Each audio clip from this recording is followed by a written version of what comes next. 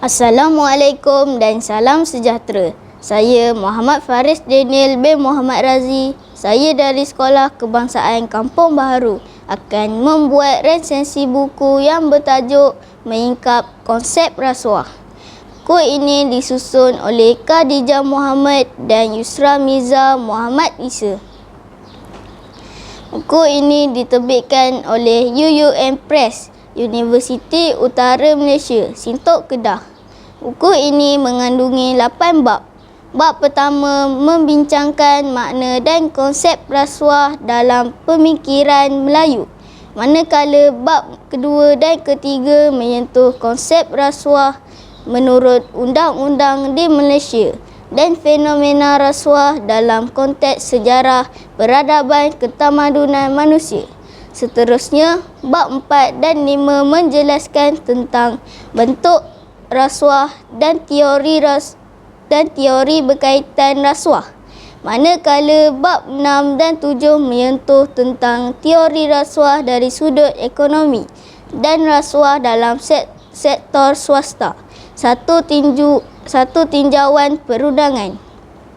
Dan bab yang terakhir, skandal tadbir urus dalam kalangan syarikat tersenarai di Malaysia, satu kajian kes.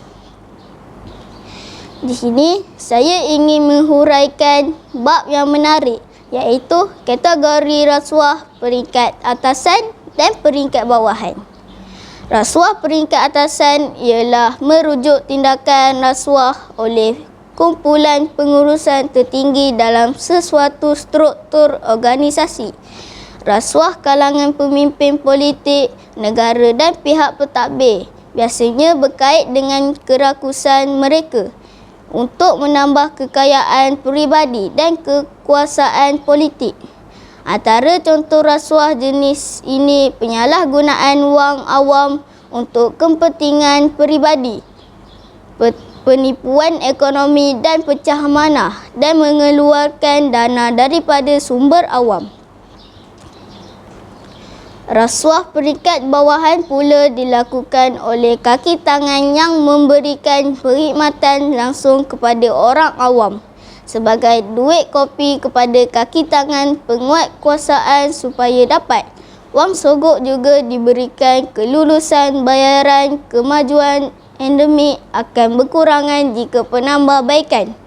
Nilai pengetahuan yang saya dapat dari pembacaan buku ini mengenai konsep rasuah.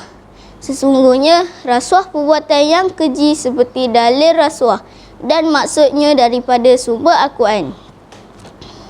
Wala ta'kulu amwalakum bainakum bil batili wa tudlu biha ilal hukami ta'kulu fariqam min amwalin nasi bil ismi wa antum ta'lamun. Perbuatan memberi dan menerima rasuah merupakan dosa besar dan dilaknat oleh Allah Subhanahu wa taala dan Rasulnya. Firman Allah Subhanahu wa taala dalam surah Al-Baqarah ayat 188. Maksudnya, dan janganlah kamu makan harta atau mengambil harta orang lain di antara kamu dengan jalan yang salah. Dan jangan pula kamu menghulurkan harta kamu kepada hakim-hakim kerana hendak memakan atau mengambil sebahagian dari harta manusia dengan berbuat dosa, padahal kamu mengetahui salahnya.